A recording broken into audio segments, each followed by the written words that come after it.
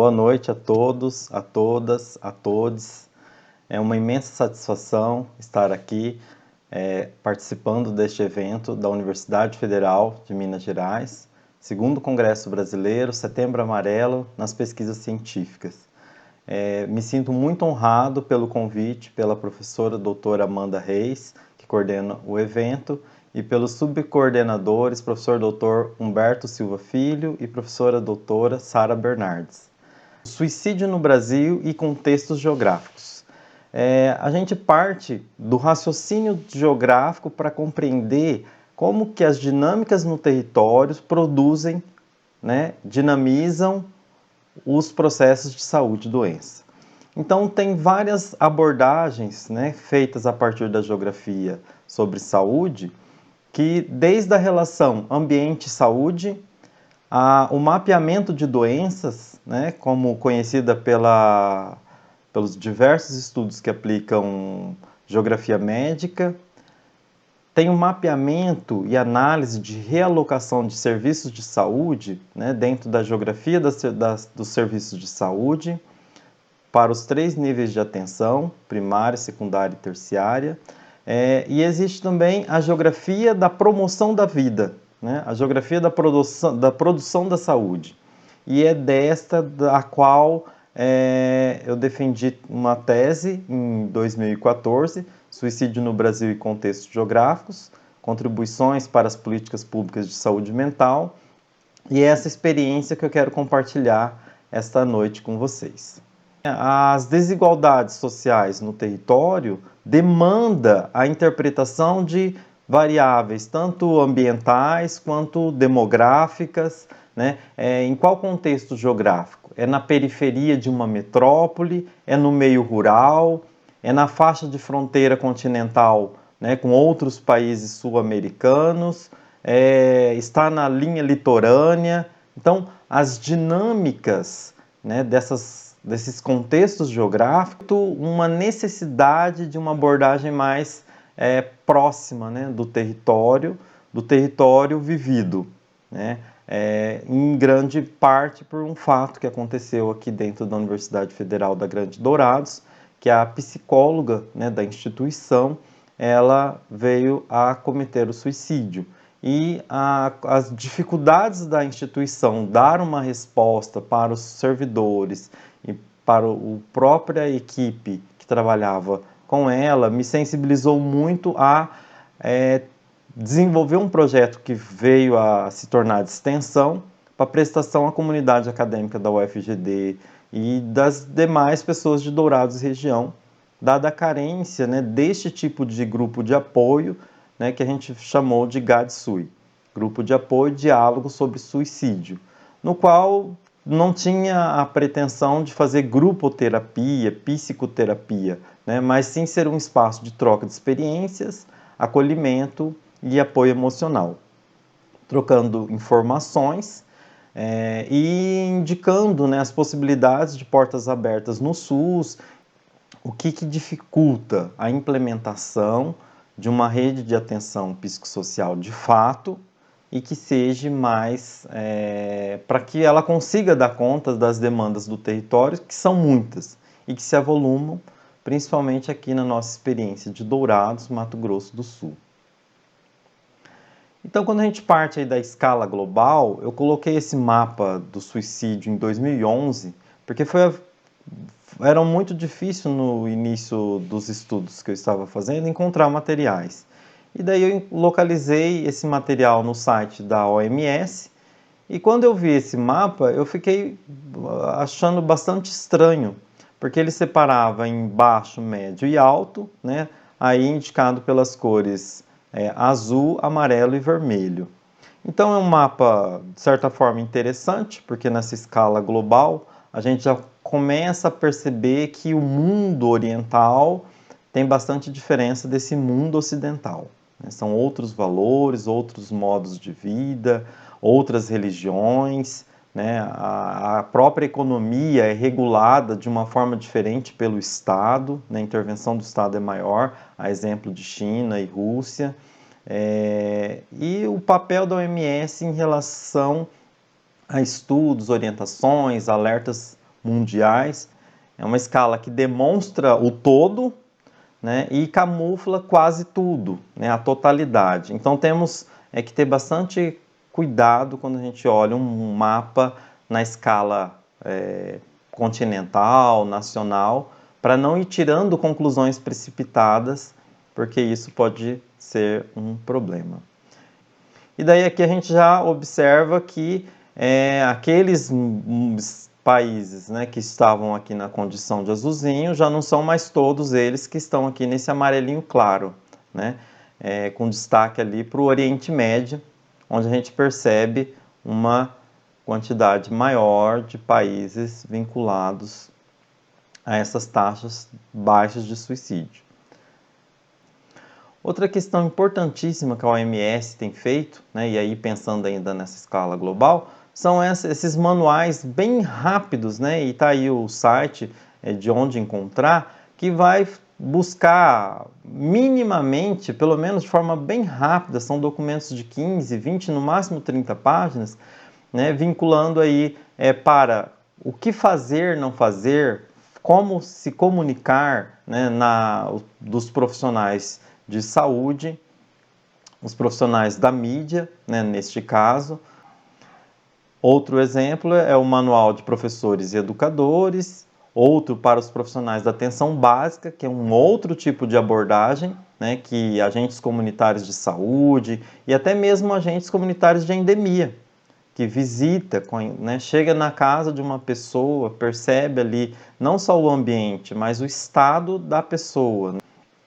E até mesmo para conselheiros, a exemplo de líderes religiosos, né, que escutam muito, mas melhorar a sensibilidade para ser uma escuta um pouquinho mais qualificada. E muitos palestrantes vão falar com maior profundidade sobre isso, né? As pessoas estão ali se comunicando justamente porque estão lutando pela vida, né?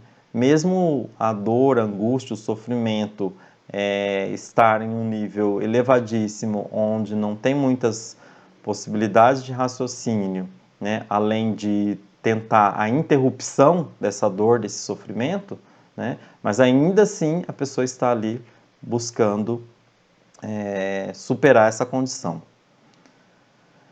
E na escala nacional, então, né? O que é relevante tratar esse assunto? Né? É um fenômeno em emergência?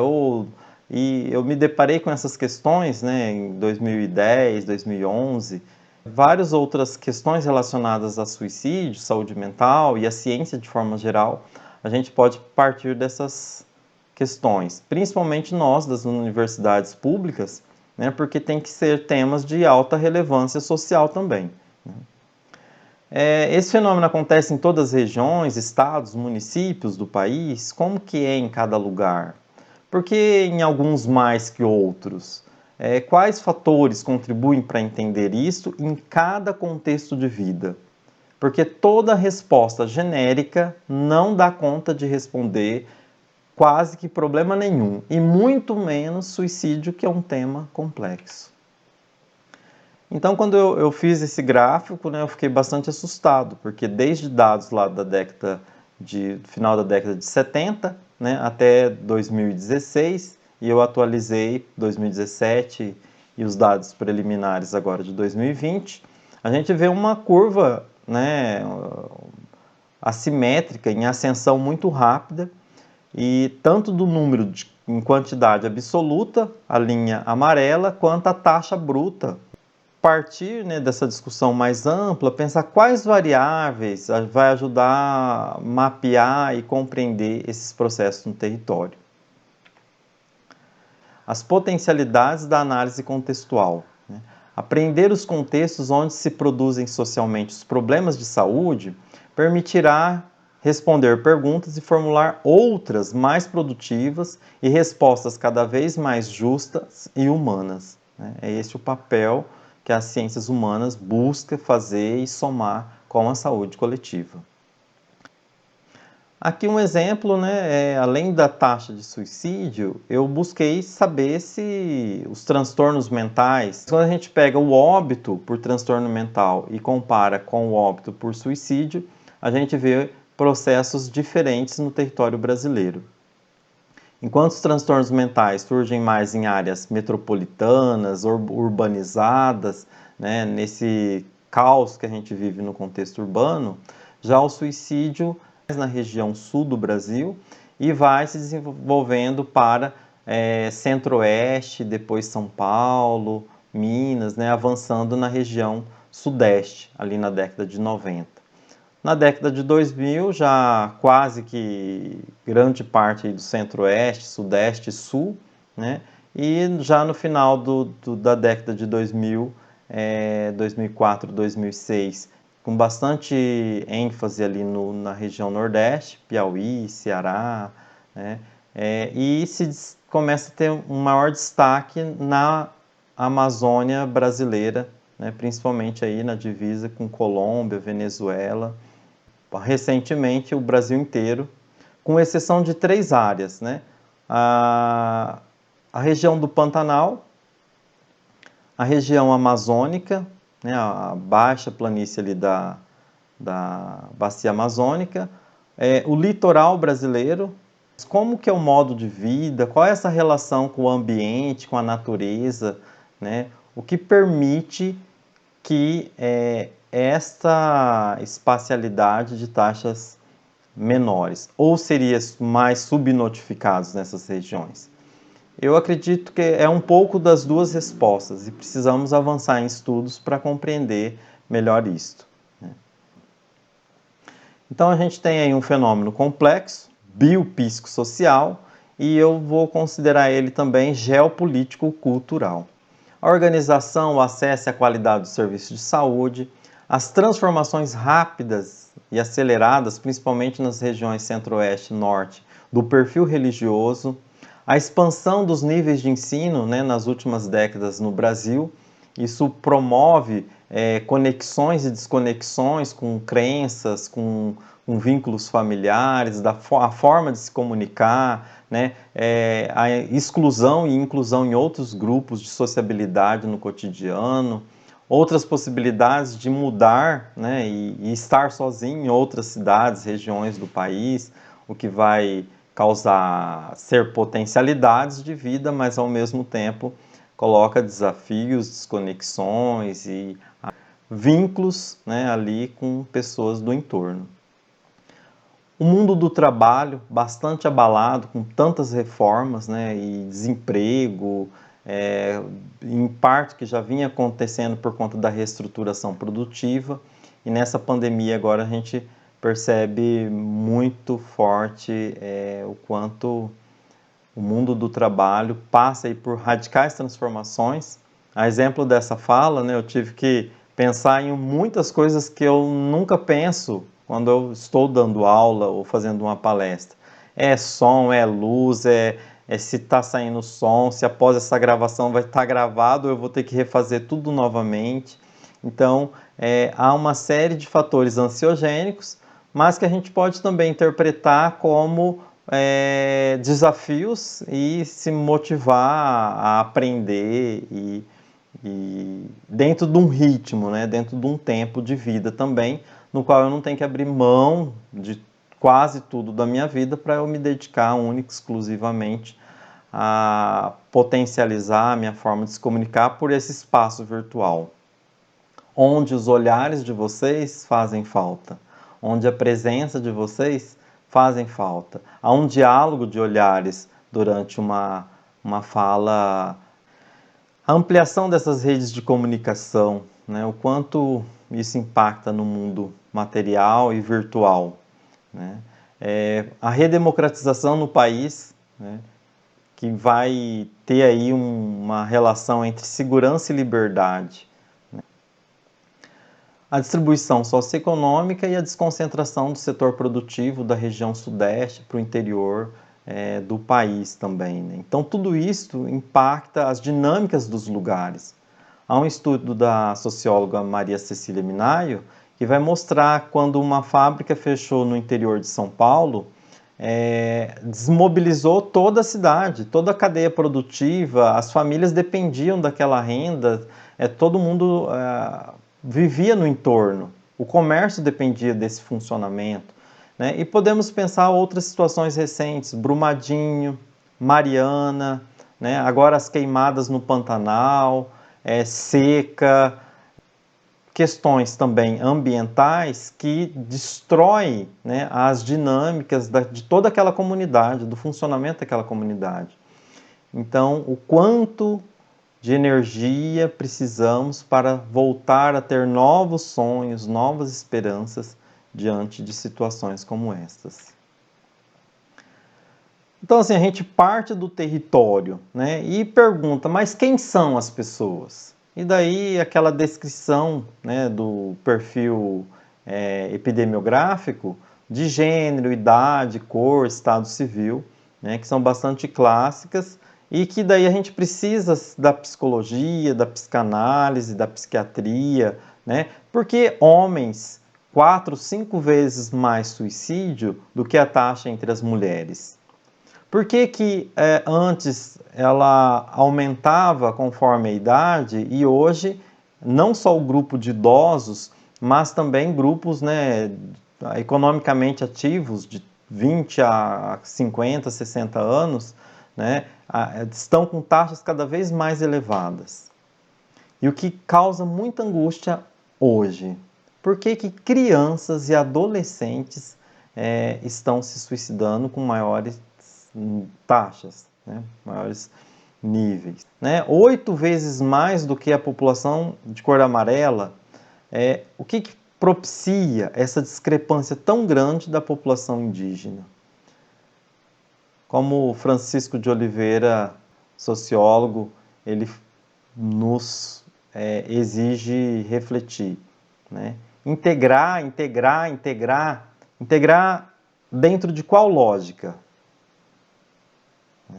Fazer a pessoa abrir mão do seu modo de ser, estar, viver, demandar, negociar, produzir, estar, né? E os conflitos intergeracionais que acontecem nessas comunidades indígenas são povos indígenas, Terena, Kaiowá, Guarani, Ofaié, Caduel, Quiniquinau, e as diferenças que eles têm entre eles, os próprios conflitos que têm entre os próprios povos indígenas. Muitas questões que a gente desconhece completamente e a gente tenta usar a nossa capacidade de reflexão, raciocínio, mas que a gente não consegue atingir os reais motivações, porque é uma outra cosmovisão, uma outra cosmologia, né, que depende da gente aprender muito com a antropologia, ser, estar, sentar ali, ver quais são os problemas,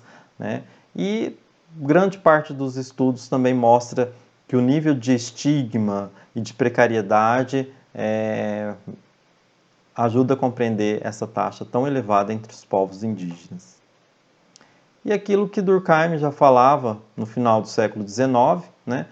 Separados e divorciados, até pela questão do vínculo, né, social, familiar, essas desconexões de vínculos, elas causam rupturas afetivas emocionais. Então, assim, o que se destaca com muita ênfase são os povos indígenas. Daí eu me perguntei de qual faixa etária, e daí mais um susto, né? A gente vê que diferente de todos os outros grupos por cor, etnia, a população indígena tem taxas elevadíssimas justamente na população de crianças e adolescentes. É muito desproporcional. Mas onde? Indígenas de onde? Não é de todo o Brasil, né?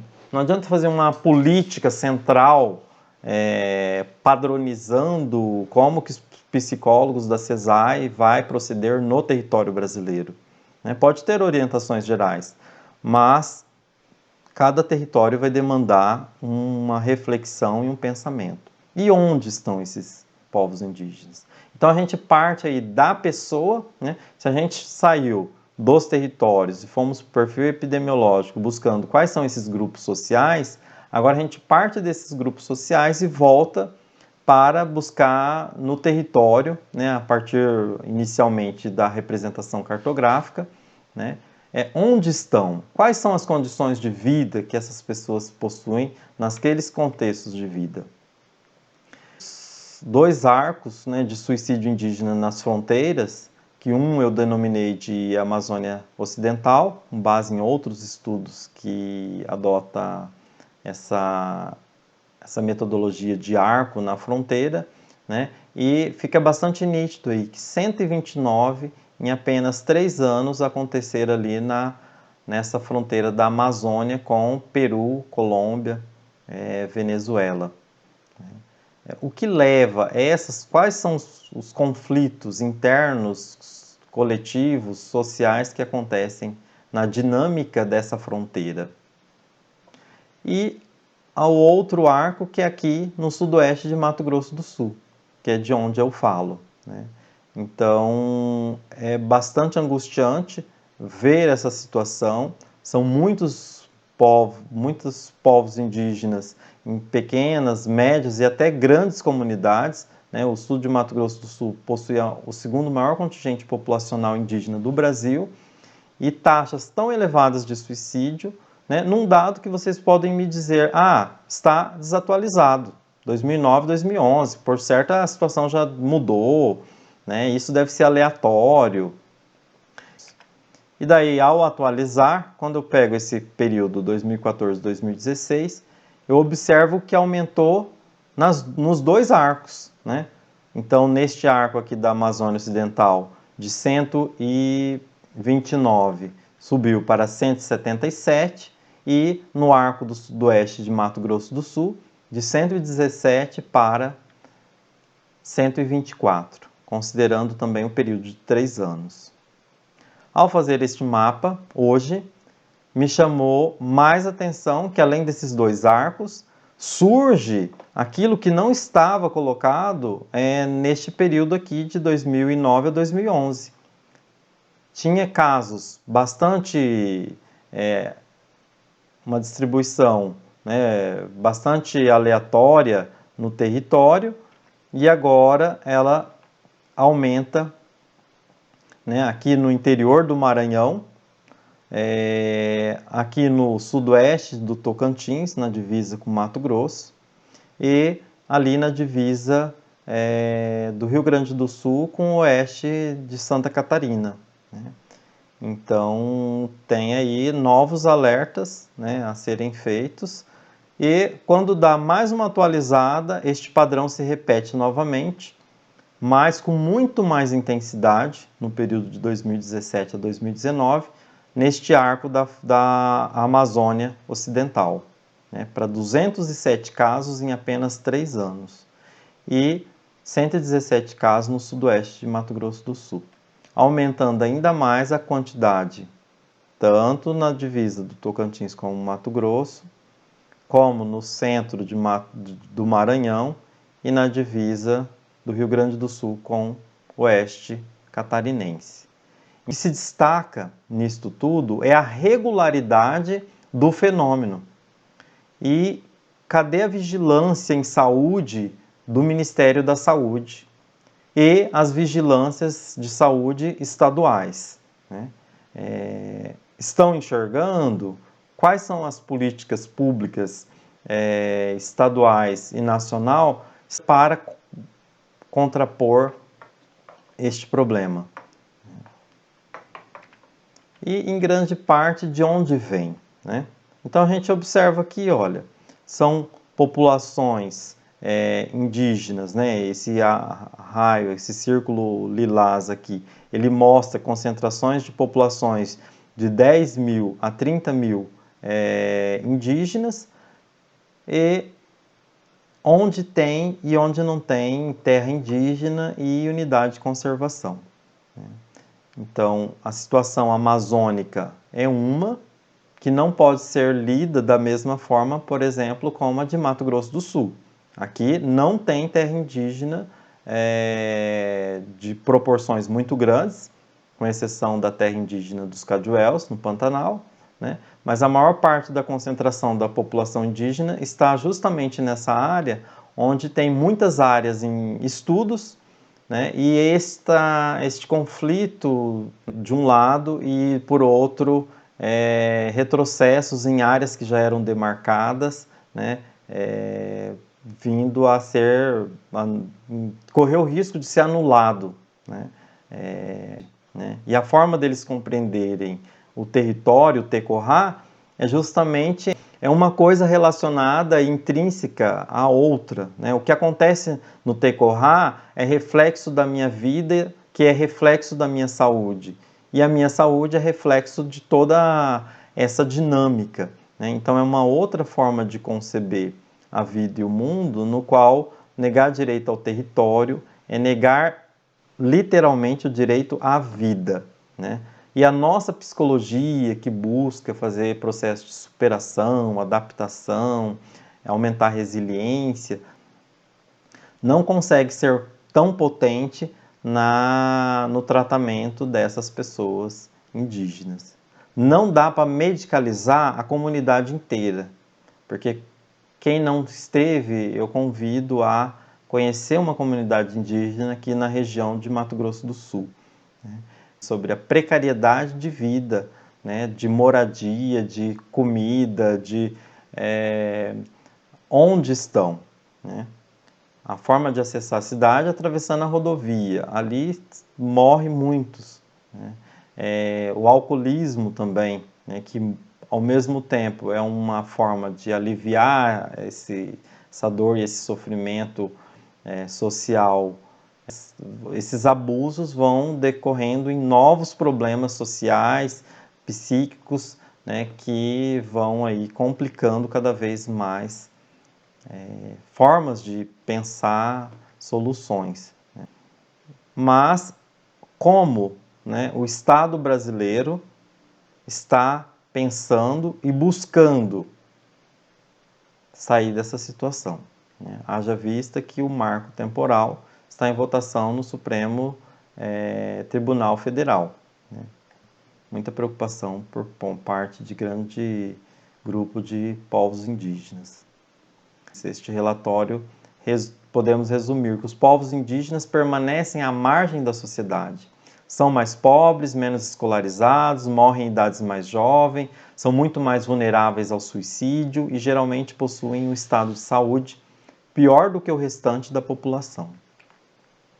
Quando a gente olha ali a Constituição Brasileira de 1988, os objetivos fundamentais da República são justamente, né, construir uma sociedade livre, justa, solidária, né, reduzir desigualdades sociais, regionais, promover o bem de todos, sem preconceito de origem, raça, sexo, cor, idade e quaisquer outras formas de discriminação.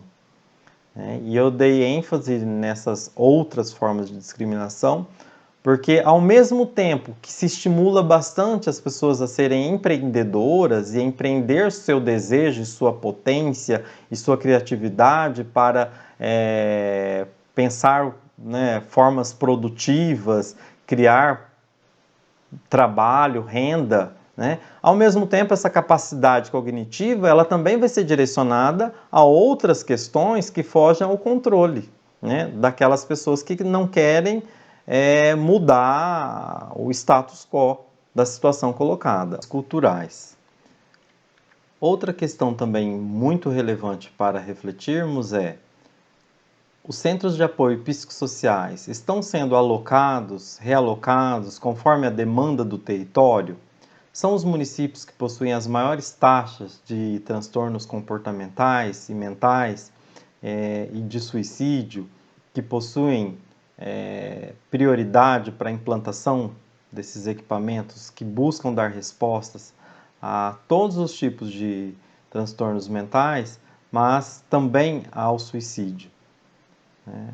Como que esse mapa ele é reflexo das demandas do território? Quando a gente busca aqui um estudo de 2017 do Ministério da Saúde, né, uma agenda estratégica de prevenção do suicídio, a gente observa, né, nesses dois mapas que tem as taxas de suicídio para o sexo masculino e para o sexo feminino, os estados onde tem as maiores taxas nesses dois grupos, né, que eu destaquei com uma estrela amarela. Quando a gente observa onde teve as maiores variações, né, então,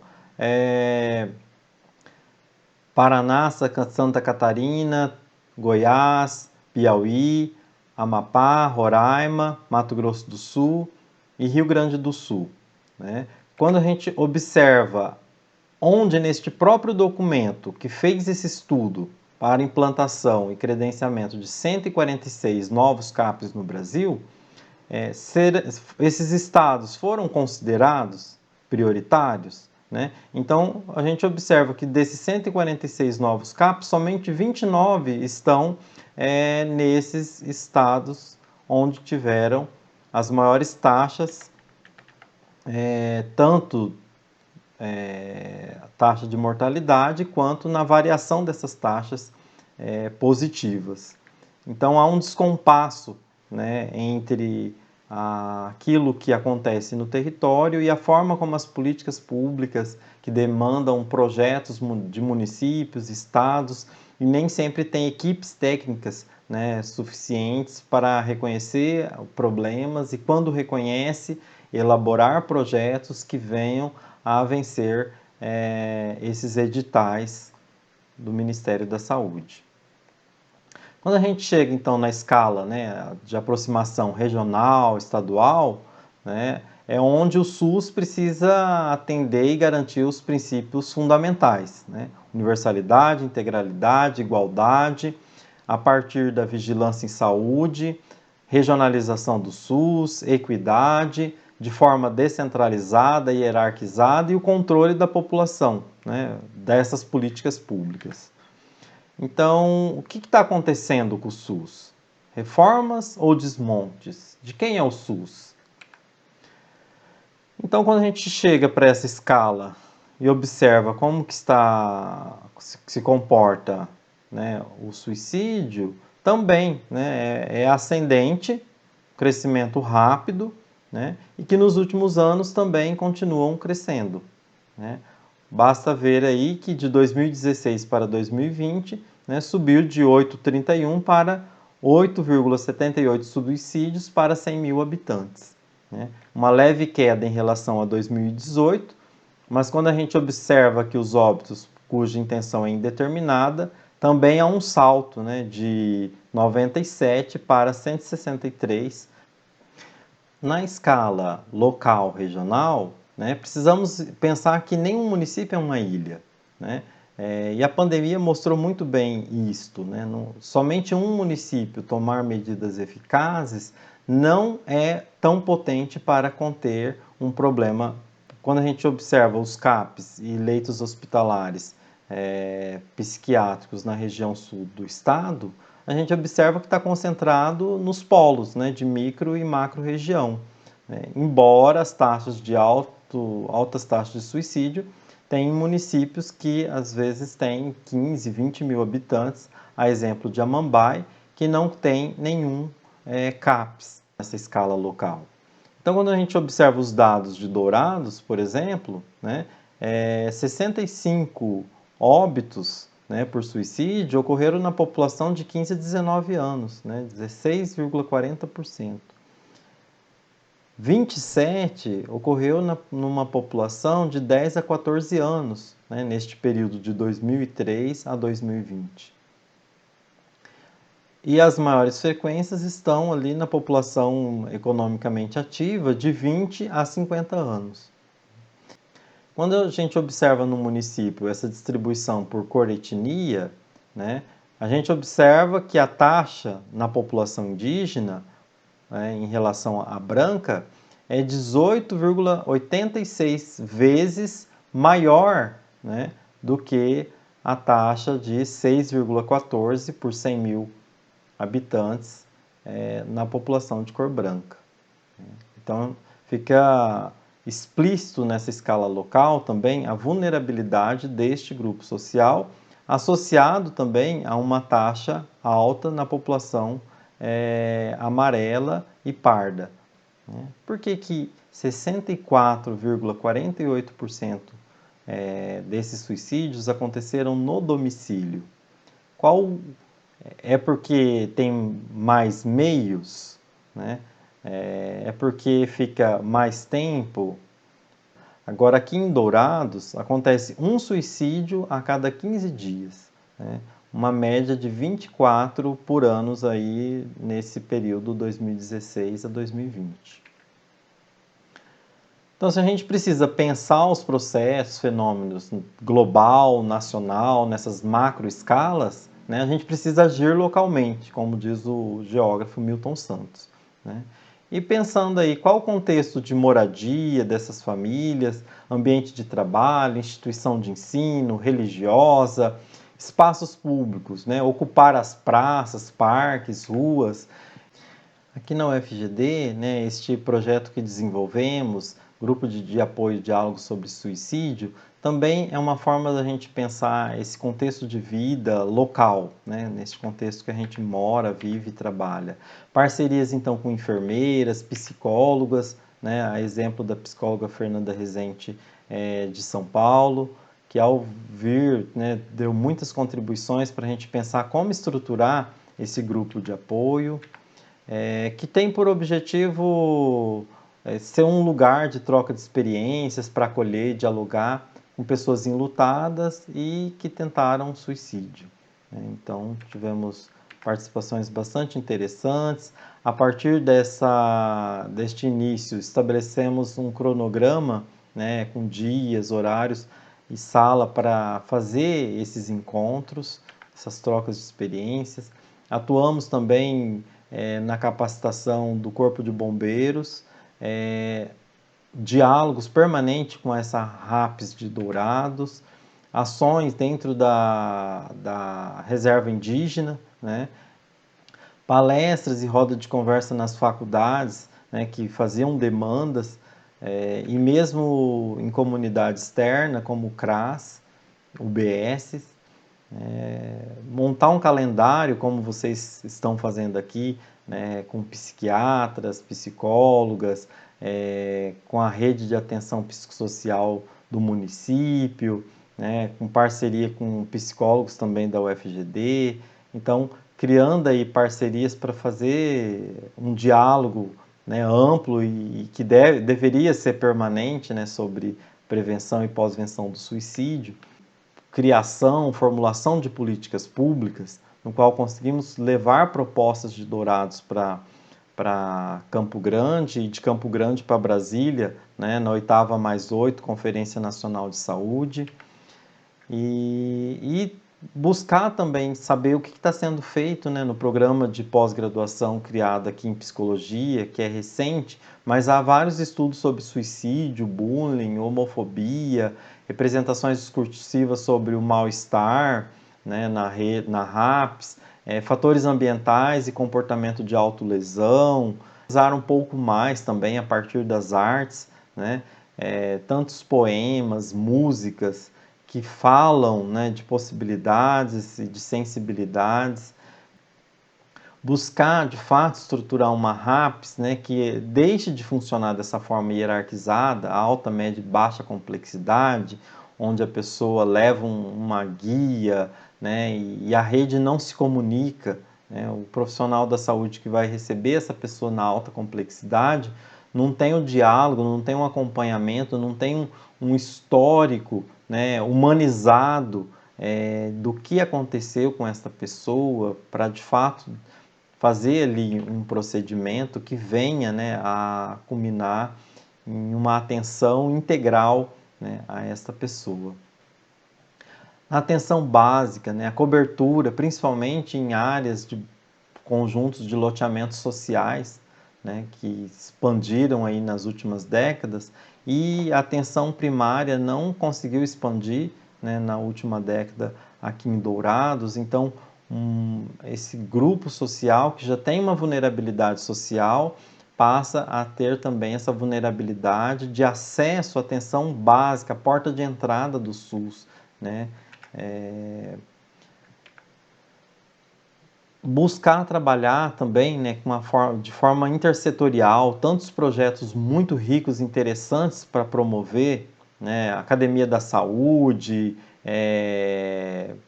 programa Saúde na Escola, né, como fortalecer, capacitar a formação de profissionais da saúde, assistência social, de todos os profissionais que atuam em escolas, né, e, ao mesmo tempo, dar uma formação que não seja muito mínima, né, para de fato dar um nível de sensibilidade para esses profissionais reconhecerem empaticamente um problema e buscar criar uma rede que dê possibilidade dessa pessoa ter acesso ao serviço de saúde, assistência farmacêutica, a restabelecer vínculos sociais, não esquecendo também, né, desse canal de comunicação importantíssima, né, principalmente para questões de urgência, o CVV, né, o canal 188, né, quer seja posto físico em algumas cidades, e agora por todos esses canais de comunicação. E mais do que isso, lutar por garantia dos direitos humanos, né, quer seja individual, quer seja na escala social, né? Educação, saúde, alimentação, trabalho, moradia, transporte, lazer, segurança comunitária, previdência social, proteção à maternidade e à infância, assistência aos desamparados, né? Para que a gente consiga dar um passo adiante neste mapa da violência, né? Onde o tráfico, drogas, preconceitos, discriminação, educação precária, corrupção, omissão, e tantos fatores, né, que desestabiliza, que deixa as pessoas mais inseguras, né, e que são fontes também de processos, né, de agravos de processos depressivos. Então precisamos aí criar uma solidariedade, uma forma de cooperar, né, de fortalecer as identidades, e buscar a construção de um país onde a gente, quer seja trabalhista, na previdência, reforma administrativa, estado mínimo para quem, né? Quem que se beneficia com esse estado mínimo? Haja vista aí a assistência à saúde, a outras experiências latino-americanas também para a gente observar, né, o que a ausência desses serviços especializados promove, né, de falta de acesso. É bastante inspirador pensar, né, como a mestranda Laura defendeu há pouco tempo, mostrando onde estão as praças e parques aqui de Dourados, né, e qual o nível de qualidade das infraestruturas. Então a gente observa grande parte do espaço urbano sem nenhuma praça, sem nenhum parque, né? E grande parte aí com equipamentos ruins, né? Tanto praças e parques. Então, se concentrando nas áreas centrais, pericentrais, esses espaços públicos mais atraentes, né? Atrativos, que tem ali um parquinho, quadra, que esteja bem conservado, que tenha uma árvore para sentar embaixo, e aqui a gente costuma tomar tereré, né? E ao tomar tereré, poder se abrir, confraternizar, trocar essas impressões, desabafar, que um consiga fazer o acolhimento empático, né, do outro. A gente contribuir com os enfoques aí sobre as possibilidades, potencialidades a partir da geografia, na promoção da saúde, né, na promoção de territórios de vida, pela via da cidadania, da produção de espaços públicos que permita a convivência, o acesso de todos, todas e todes, né, na construção e fortalecimento do SUS com qualidade, considerando toda a complexidade, o tamanho que somamos, né, que SUS sonhamos. Muitos questionam também sobre Setembro Amarelo, o resto do ano não fala mais nada, né? Então, eu concordo, né? Realmente, ficar apenas na campanha Setembro Amarelo é muito pouco, mas uma reflexão minha é pior que os excessos, né? As overdoses de palestras e ações, né, rápidas que acontecem nessa campanha do Setembro Amarelo, é o silêncio que impera nos outros meses do ano, né? Então a gente precisa também se organizar, compor atividades, né, distribuir algumas atividades ao longo do ano para que a gente consiga, né, dar uma continuidade neste diálogo e possibilidades de falas e muito mais que isso, possibilidades de escuta, de acolhimento empático ao longo do ano. Então, assim, é muito bonito, né, a campanha do Setembro Amarelo, né, ela tem resultado em mobilização, sensibilização de muitos políticos, religiosos, profissionais da saúde nos mais variados espaços públicos. Então, além de todas essas trajetórias, né, a gente precisa, né, mais sonho, mais música, mais praia, mais passeios, mais risos, mais sonhos, mais beijos, mais abraços, né, a partir do momento que as normas de biossegurança da pandemia permitir, porque principalmente agora nesse final da pandemia, né, estamos muito desejosos de viver, de ocupar as ruas, as praças. Agradeço pela atenção de todos, todas e todes, e termino com uma frase, né, que é senso comum, mas que ainda precisamos fazer muitas reflexões para colocar em prática, né, esta frase tão curta, mas muito profunda, né? Dor não se compara, dor se ampara.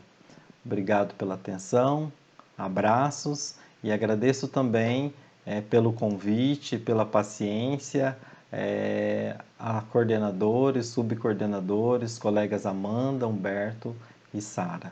Boa noite.